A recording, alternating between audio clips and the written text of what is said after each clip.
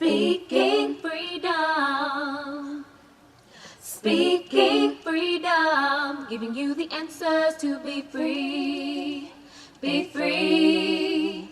Be free. 'Cause we're speaking freedom. And we're live online with Kaci. So I'm just sitting here twisting up and in my thoughts, and I was just thinking to myself that aside from everything that I'm doing within my case with the VA, I really have not talked about veteran issues much. And the biggest thing that concerns veterans upon getting out of the military is normally, not always, but normally getting disability benefits. Now, I say normally, but not always, because I know numerous people that get out the military, never put their claim in, or put their claim in, got denied and didn't follow up with it, wasn't persistent, wasn't consistent, and just kind of never really pursued it. Now, honestly, if you really want to know, I believe the reason why the claim process is not, it is streamlined, but it's a couple of reasons why, actually, why it is not, I don't want to say it's not easy to get, because if you actually have disabilities that you can prove, which I am going to give some tips in a second about how to build your compensation and pension claim. But one of the most difficult things, and I think one of the reasons why, again, that it is not you submit a claim and they give you your shit straight off rip. It's two reasons. The first one is because there are a lot of people that will claim things that don't have things, or can't prove that they went to the doctor to be seen for certain things while in the military, that if they just gave everybody their disability claim when they first got out the Army, then they would give it to everybody and nobody would have to actually prove it. So I do not disagree with the thoroughness of screening for actual disabilities versus non-disabilities. However, when you actually do have a disability and it's denied, it is discouraging for a lot of people to not pursue it and just to let it go because they said no. I want to say at some point I've been in a mindset where I can understand that, but I've never actually done that. When I first got out the military, a claim was submitted for me. The hardest transition is going from military personnel to a civilian and a veteran. There are a lot of people that are eager to hire veterans. There are a lot of people that are eager to help veterans.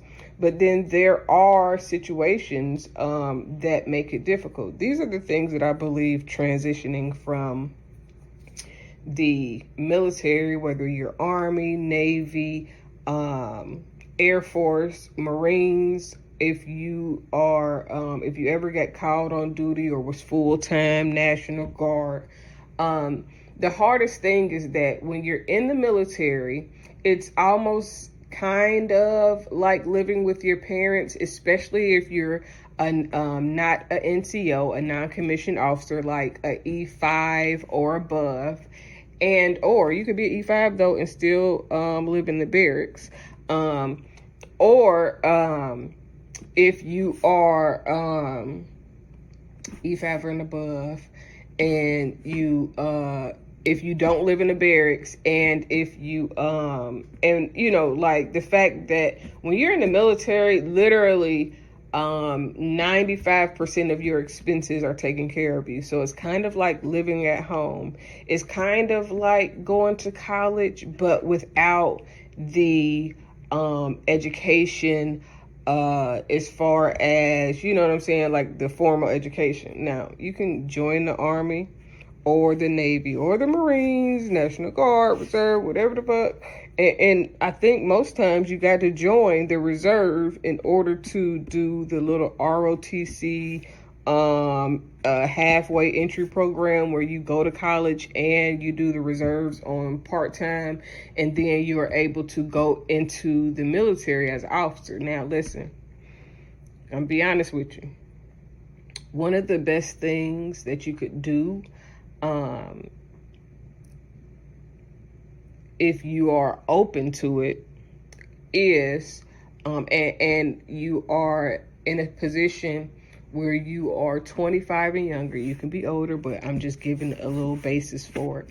If you're 25 and younger, fresh out of high school, either fresh out of college and or looking for college, want to go to college but can't pay college, and you are in a situation that will leave you dusted and disgusted, or leave you where you don't have any options or you're on your own. For me, joining the military was perfect because I didn't have a family that I could depend on in a way, or at the time I didn't know, let's say that, because my dad acted like I could have lived with him. But, you know, if I would have never went and had that conversation with him, I would have left thinking that he didn't care enough to take care of me or, you know, be concerned.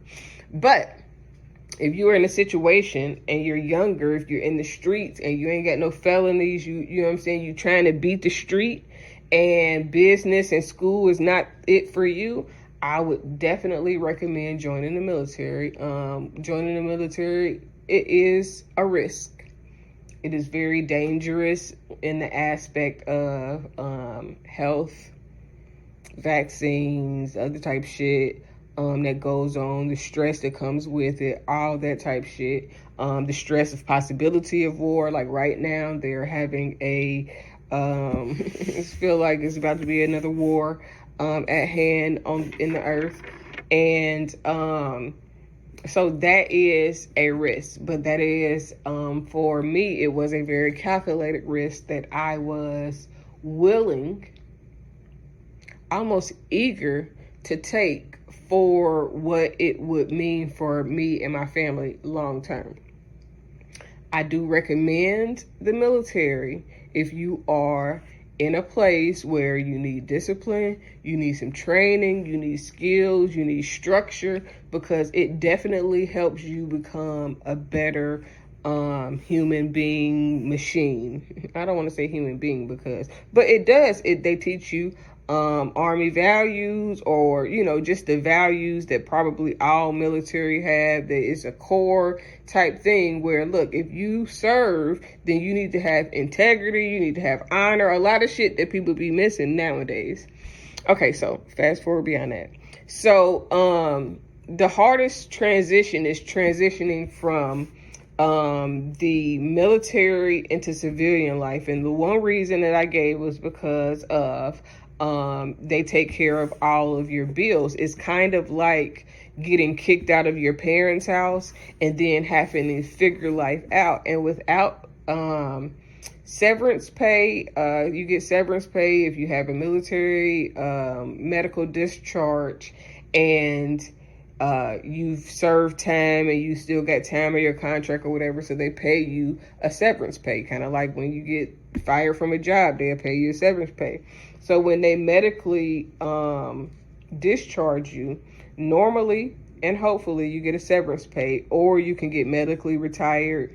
Personally, when I didn't get kicked out. When I decided to leave the military and take the medical board with an honorable discharge, when I did that, I did not want to get a high percent getting out, because then it would mean that I wouldn't get severance pay. Like if they pay you over 40% or 50% or something like that, you don't get severance pay. You just get out and they start giving you a monthly check. But if you get paid like 0, 10, I think maybe 20%, then you can get severance pay. Now, I gotta finish rolling this before it get too dry. Now, what is severance pay? Severance pay is a payment. Like if you look at some movies, they talk about, okay, well, we're gonna fire you to give you severance pay. Severance pay is they give you a package since you're not gonna be there no more. Now, when it comes to the military, they give you that package even if your medical reasons are the reason why you're not going to be there. So for some people, they get medically retired. I was not one of those people yet. And so when you go, when you get out, if you still get your monthly payments, then I guess that's good, because if you have money already or you have money saved, then you'll just be continuously getting payments. And then you can still, when you get out, a part of the transition is teaching you how to do a resume. Well, listen, I got out almost 20 years ago, and they taught us how to do a resume. They was helping us look for jobs. They gave us some tips, or like told us different things about benefits after the military and what to do once we get out. But it wasn't a preparation enough for us to really transition into what we were going into, because now you got to pay your own bills. Like all your bills, you know what I'm saying? Like in the military, even if you are an NCO, you still have to pay rent, but the military put the money in your check for you to pay rent. So in that instance, you get a better feel of what real life and civilian life is, in the instance that you have to pay your bills regularly. So, but when you are 18, 19, most people don't go to the military at 17 like me. If you're 17, 18, 19 in your early 20s, then not having that bill, rent or a mortgage, could be, a blessing. You have money to do other shit. You can travel, you can buy your cars that you want, you can do whatever you want to do, and that's what a lot of people do. So joining the military is more than just getting a Charger or a Thunderbird and, you know what I'm saying, and a little bit of nothing. Like literally, I have to explain this to my children often. The reason and the way that we are able to live the way that we live right now is because I joined the military and I get disability benefits. So once you get, let me stop there. My long-term goal was to be able to go to the Army. I really wanted to do 20 years. Like, that was my mindset, because my goal was to retire at 37, because I joined at 17. I wanted to retire at 37, and then I wanted to live happily ever after. I wanted to build me a house. I wanted to get me it wasn't a Durango, it was something else, a Denali. I think I wanted a red Denali. It's so crazy, because a lot of the things that I have now and that I've done really is reflective of the things that I used to say that I wanted. And they used to always laugh at me in the military, because I used to always talk about how I wanted this Denali, and I wanted to build my first house from the ground up. I have a red Tahoe, and I built 2 houses from the ground up. Anyways, so once you get to the point of getting out the military, they also help you to file any disability claims for any conditions and or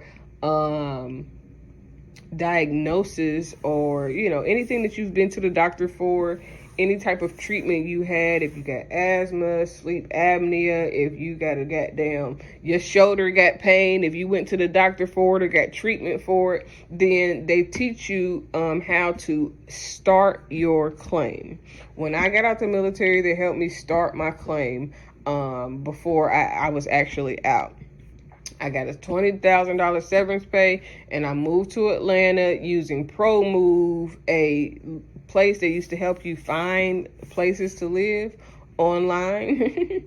And literally, I did it all from Kansas. And when I got here, I checked out the place. It was what I wanted it to be. And I transitioned here. Now, this video is not really about none of that as much as it is to help you learn and understand the claim process. So when you get out and you file your claim, initially you might not have all of your medical records at the time to file your claim. If you are in the military and you listen to this before you get out, if you are able to, get a photocopy, take it to a copy machine, and copy your entire medical record. I know it might be redundant. I know it might sound like a lot, especially if you've had a long history in the military or been to the doctor a lot.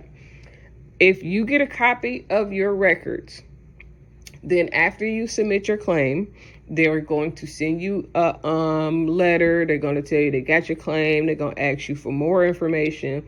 And when they ask you for more information, if you have your medical records, you can literally go through your medical records. Well, this is what I did because this is what somebody told me that I should do. I don't remember if it was before or after, but I went through my medical records and I began to send them all of the pages from the treatment that I got. Now, when I got out the military, because of my knee. I had 2 surgeries on my left knee. I had the second surgery about 4 or 5 months before we went to Iraq. So when we got to Iraq, the conditions that were present were not good for my knee, and it began to be very painful. And they kind of like was fucking with me and putting me on kitchen duty where I had to stand up all day. Like, they was hating. But when I got out, I got all of my records. I started to send in the proof that of whatever it is that I claim, this is the corresponding medical record that go with this. Now, when I first got out, I didn't thoroughly do the things that I am about to explain to you. When you first get out, the first time you send your medical records, I advise you to make time to go through your medical records with a highlighter. If you have several medical conditions, get more than one highlighter. At the top of your page, make a key and say, this color is for this condition, this color is for that condition, this color is for this condition, so on and so forth until you get all the way through all of your conditions. Go through, highlight exactly what you want them to see. If you have a thick medical record, it is not likely that they're going to go through and read each and everything as thoroughly as you. They will go through it. They may flip through page by page. I don't know. At this point, it may be digital. So, and listen, the fact that things are digital now is not a bad thing. This means that you do not have to carry in your documents by paper. That means that you can go online. You can, after you highlight and do all of your stuff, you can scan it and then upload it to the system so they can see it immediately. So you need to, if you can afford to, go buy some highlighters. If you have your medical records, highlight what you want them to see. They may flip through the pages, but if it's not standing out to them, don't expect for them to read every single word of 150 copy pages of medical records. Don't expect them to read every single word of 100 pages. Definitely not more than that, because at some point it gets redundant. And even myself have missed things in my medical records that I should have highlighted or should have seen or should have sent in. So if I can miss it in my own medical claim, then it is likely that somebody else can miss it as well. So once you do that, you need to make sure you go to every single exam. If they give you an exam, I don't care if you are supposed to be at work that day. If you believe that you have a sufficient claim for compensation and pension, then you need to make sure that you attend every single doctor's appointment. That is key, because if you're saying that you're disabled, or if you're saying that you have a condition and you do not go to the doctor for it ever, or you've never been to the doctor for it, then they are not going to approve that condition. You might go to the doctor once. For my feet, I've gone to the doctor maybe once or twice about my feet and the frostbite, because I already know that they're going to act like it's nothing. So if they act like it's nothing, then I should still go. But I do everything in my power not to have a need to go. That means I wear Uggs with socks. That means that my house is never below 74, 75 degrees. And I always have on a robe and socks just to make sure that my feet don't get cold. But go to your C&P exam. The compensation and pension exam is for them to tell you, not tell you, but examine you and question you about your service-connected conditions, or the conditions that you are trying to get service-connected. If the condition is not service-connected, this is the reason why, especially if it's your initial claim, that you're going through your medical records to show them that you went to the doctor for this condition while you were in service. If you've gone to the doctor for a condition while you was in service, hopefully more than once, but if not more than once, at least once. If you've gone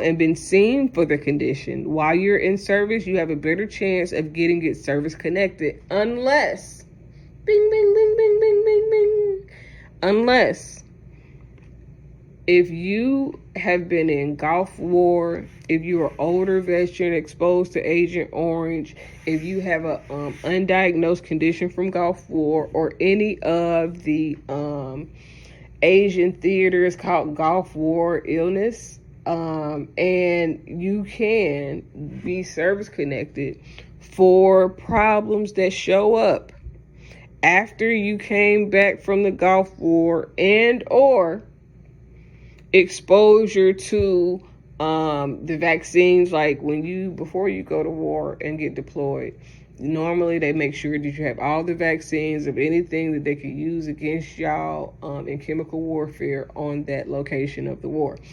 So those vaccines could trigger something in you.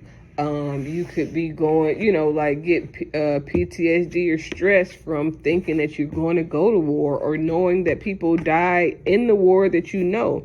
So it's not only for being in the war in some instances when it comes to some of these things related to war and Gulf War illness, but you have to be able to prove the connection between the condition that you're saying that you have today and what you experienced in the military. This is key, because you got to get it service connected before it can get an actual rating. Now, when it comes to ratings, once you've got it service connected, once you've shown them that you were seen for this in service, and or that while you was in service you had this condition, or it came from being in service because of a Gulf War or undiagnosed illness. Once you do that, then you have to prove how bad it is. This is the reason why you should always be going to the doctor. This is the reason why you should do everything in your power to make sure you make every single doctor's appointments, that you go to the C&P exams, and if they send you any type of forms, that you fill out those forms. If they give you medications, that you take those medications, that you keep up with everything that you're being instructed to do, because your claim depends on your cooperation with saying that if you have a disability, then you have to be doing the things to show that you have this disability. Now, again, there are instances where you may shut down and you may not be seen for something, or you do everything to try to avoid the pain. There are a lot of people, including myself, there are a lot of things that I stopped doing in my life because it was causing more pain than it was adding to the enjoyment of my life. So, like, do what's best for you, but always know that, if you want your claim to go through, you have to be going to your doctor's appointments. When you go to your CMP exam, I am not saying to make that the worst day that you've had, but when you go to your CMP exam, if you don't exhibit any of the symptoms, then they could act like on that day, because you were okay, that you don't have those symptoms. So if there is something that provokes your illness, if there is something that provokes your condition to be worse, my suggestion would be for you to do those things before you go to that exam. If you have sleeping problems, then the night before the exam, let that shit go. Don't try to make yourself go to sleep to be prepared for the exam. Make that be the night where you allow your problem to manifest in its fullest form, in order for you to go in there and for them to see what it looks like and what it means when your disability is at full play. I am not saying do anything illegal. I am not saying to act like you got something that you don't get. I got PTSD. I have nightmares. I have the inability to sleep at times.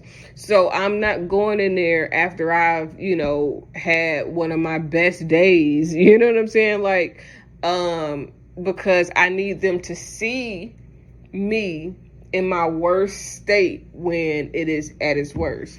I'm not trying to trigger anything, but I'm definitely not trying to minimize it when I go to the exam that they're trying to see how bad it really is. So I try to give them the worst case scenario by giving them how bad it really is when it's at its worst.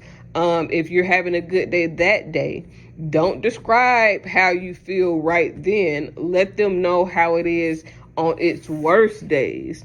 But if you have pain or any type of thing going on with your ailment at the time, it's better because then they can see it. Right now it's COVID, so they may not examine you a hands-on exam, but sometimes they will have to. So you need to be prepared for them to see what is really going on with your body so that you can get properly compensated for it. Because if you go in there on a good day and you're like, oh, well, most days I'm depressed and and this is going on, or this pain or that pain, but today I feel fine, then they're going to be like, well, shit, whatever you did yesterday, you need to do that shit again so you can feel fine every day. You don't need a dime. And it's unfortunate that you can't have a good day and go to the doctor and say, you know what, I've been working on making my days better so that I don't have to be this way. But if you do that, then they'll probably say that, well, if you like this today, then most of your days are probably good. And that is the sucky part about it. So the other thing that you need to do is if you go on to the VA's website, va.gov, you are able to, or if you Google it, you don't have to go on their website, you can Google it, but you need to go and look at the service-connected condition that you are claiming. This is not a cheat code. This is a eat code. So what I need you to do, you're going to go there, you're going to search for whatever condition you have. There is a regulation that tells you what your condition can be rated as. It will tell you, okay, this is how service connected compensation and pension works. This is how the exams work. This is how people are diagnosed. And then for every condition, there is you got for my thyroid. You got thyroid can be 100%, it can be 30%, it could be 10%, it could be 0%. For PTSD, it could be 100%, I think it could be 90%, 70%, 50%, and it goes down to 0%. You need to go on this website. Listen, you can find it. It's not hard to find. Like, if you Google whatever the condition is and say VA disability rating for whatever the condition is, you're going to get some attorney things that pop up to say, let us handle your claim for you. If you don't have time for this, if you don't have the mind for this, if you don't have the patience to deal with the VA, then please seek out legal assistance with your VA claim. If your claim has been denied and you don't know what to do or what they said, you know what I'm saying, how to figure it out, please seek out legal assistance. Now, I can help you with that, but as of today, on January the 27th of 2022, I really don't take on personal clients. That's why I'm creating this video for you. So, if you've had problems getting your claim approved, you can hire somebody. But if you go and you look up what it says that you should get based on the symptoms that you have, then you will be able to gauge what the possibility of what your claim could be granted. We cannot guarantee that they're going to grant your claim. Listen, I put in my claim in 2004. I think I got my first service-connected disability check and back payment in probably 2005. And it took a lot for me to get that. I literally, and it might have been even later than that. It might have been closer to 2006 when I actually got my first disability check and everything was, you know what I'm saying, hitting. Because I had the severance pay, and then I had my first disability back pay check when they actually granted my claim. They granted my claim the first time, but they didn't grant it the very first time. They denied me. I sent in a letter of disagreement. With the letter of disagreement, I sent in more supporting documents. At the time, I had a great doctor at the VA that wrote letters in which she saw that there was a service-connected connection with the condition I had present. And that helped me to get, oh my God, but for the PTSD, I had to do letters, I had to do statements because the war and my unit was still in Iraq. At the time, I had to try to prove that I was in Iraq. Then I had to prove that we actually had a firefight, and we got attacked several times. It was a lot of things I had to prove for my PTSD at the time because the war was still happening. They didn't really have a gauge on things in my excuse for them. So I did everything that I'm telling you to do is the things that I did. I actually worked with a VA rep. I was with the DAV for a long time. There was a gentleman there named Brian Poole. He actually did my cover for my book, It's My Time. And he used to show me, okay, so I was a work study for the VA for a while I was in school. And I started out working in the with the education team, but then eventually I ended up going and being a work study for the department, the DAV, Disabled American Veterans Association. And while I was there, I went there to kind of learn because I had a claim, but also to be in the midst of that atmosphere because I liked what they did. So I did work study for the DAV, and while I was work studying for the DAV, I learned a lot.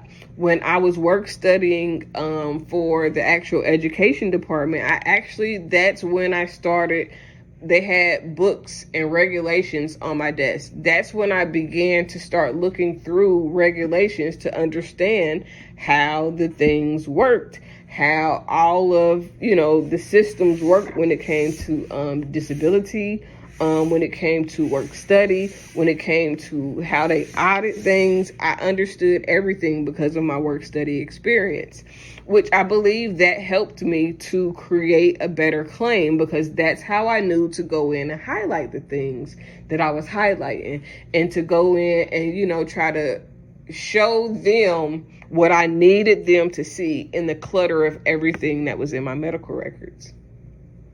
So I did that. And then after that, in order to get your claim approved, you really have to be persistent. You need to, aside from going to your appointments, aside from filing a claim, you really have to make sure that if your condition is worse than what they're saying, that you can continue to put in more claims. You ask for an increase. You try to service connect every single thing that you can get service connected that you actually were seeing for in the military. Throughout the process, I have been service connected for migraines, PTSD, for my knee. I had surgery on my shoulder. They service connected me for that because I pulled my shoulder socket when I was in the military. I had flat feet. They service connected me for that. Now, there are some other things that I've experienced that have also been service connected. As a part of the Gulf War illnesses, when I got my hysterectomy, and they found endometriosis and menstrual problems can be service connected for in order for endometriosis to be service connected, you actually have to have a surgery where they find endometriosis to service connect you. And then, but you can also, for menstrual issues, you can get service connected for those type of things. Right now, I am in the process of trying to get service connected for my thyroid condition. There are a lot of things that if you can prove that you were seen in the military for it, that you can get service connected for. There are a lot of things like once you have certain procedures, sometimes you have to have the procedure to actually get the service connection. I know you don't want to have a procedure, but if it's necessary, then I recommend doing whatever the doctor recommends that you are comfortable with, because sometimes the recommendations will not be the best fit, and other times it will be. So you have to do what's best for you. But if you are submitting a claim to the VA, this tip and this guide is for you. Do not give up. Be persistent. If you get denied, keep going. Ask for a reconsideration before you ask for an appeal. Asking for a reconsideration puts it back on the rater's desk in a shorter time period than if you do a notice of disagreement. The notice of disagreement is the first step for the appeal process. But the reconsideration is saying, hey, can you look at it again just to make sure, and you can submit more documentation. It's shorter than asking for a notice of disagreement because it starts the appeal process. Now, if you do a notice of disagreement, be ready for a long, drawn-out process. It could take 2 to 3 years for a notice of disagreement. I got out in 2004. My claim didn't get approved the way I needed it to be approved until probably, I think it was like end of 2005, early 2006, before I first got my first service connection that was significant and sufficient. And I had to wait that time. Now, I personally have never hired an attorney to do any of my disability claim process. I've done all the work myself. I've highlighted, I've gone through, I've matched in my medical records where things were equivalent to whatever it is that they said it needed to be in order for it to be service connected. I did all that work myself. But anytime I got denied, I would ask for a reconsideration. If the reconsideration didn't work, then I would notice a disagreement. Currently, I just stated that I am waiting for I got another issue that I appealed way back in 2012 or something, that now I am doing it in 2022. Like, it was some stuff that I filed back then. It got denied reconsideration, or it didn't get approved the way I wanted to for some conditions, and I just kept putting it back in. I literally did my had my appeal board, like, with the judge last year, and this year in December, and coming into this year, I'm just now doing CMP exams because they remanded my claim. That means that the local VA denied it. Notice of disagreement denied it. And then I was like, okay, well, I want to go in front of a judge, because you cannot go in front of a judge. If you just let it go, then you just let it go. So I was like, this time I was like, I want to go in front of a judge and I want to explain my case. And I literally did that. And in the appeal process, when you do that, the judge can either deny it, grant it, or they can remand it back to the regional office to grab more information so that they can reconsider your claim. Literally, by the grace of God, right now I have a claim that's remanded, and they are trying to see if my thyroid condition started in the military, which I believe that I can prove that it did. And then they are trying to assess if that plays into my cold feet and my intolerance for cold. And it was something else that they had going on from an old claim that is coming up now, probably at least 5, 6, 7 years after the fact. And there's a possibility that I can get service connected for these old claims. So when I say don't give up, you gotta not give up and put your energy into something that will kind of keep you distracted while you're waiting on the process. Now, it's easier said than done, especially if you're in a financial situation where you need that money, or you're trying to create a situation where you don't have to work for somebody else like that. It is a process. It is not an easy process. But it's not necessarily difficult. If you have patience, then you can do it yourself. If you have the time to go through your medical records and to highlight the things that needed to be highlighted and to work it, you can really, really navigate it yourself. Now, the last part that I want to mention is permanent and total and unemployability. So I am currently permanent and total. I became unemployable in 2011, and it dated back to 2010. And now I need to explain this, and I know this is a long video, and I am not cutting it down. If you a veteran, then you need to goddamn listen the fuck up, okay? Listen. If you are 70% or more for your service-connected disability, if you have a combined rating of 70% or more, then you can apply for unemployability. And that means that you are not able to maintain a substantial gainful employment, meaning that you don't make over the poverty threshold. And you're a veteran that has, again, 70% or more, you can apply for unemployability. What unemployability means is that you are unable to maintain a decent job and make a living wage. And then you will or can be awarded unemployability, where you might be able to work odd jobs, but you can't make over a certain amount before they will say that you are employable and they take away the 100%. Now, unemployability will make you 100% disabled for pay, but your combined rating will still be whatever your combined rating is. If you get 100% unemployability, your next goal should be to get it permanent and total, to show that these conditions are not getting better. So if they make it permanent and total, that means that 9 times out of 10, they will never take your disability.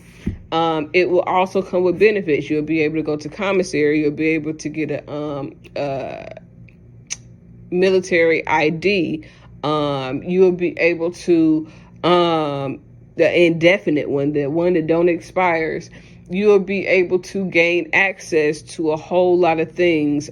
Education for your children, education for your spouse, Champ VA benefits. That means that if you have insurance, and they'll probably be your secondary insurance and cover the rest of the bill that your regular insurance don't pay. You could do just there are a lot of benefits that come with being 100% permanent and total if you don't have 100% rating. Unemployability can help, but you cannot work a decent job and get unemployability.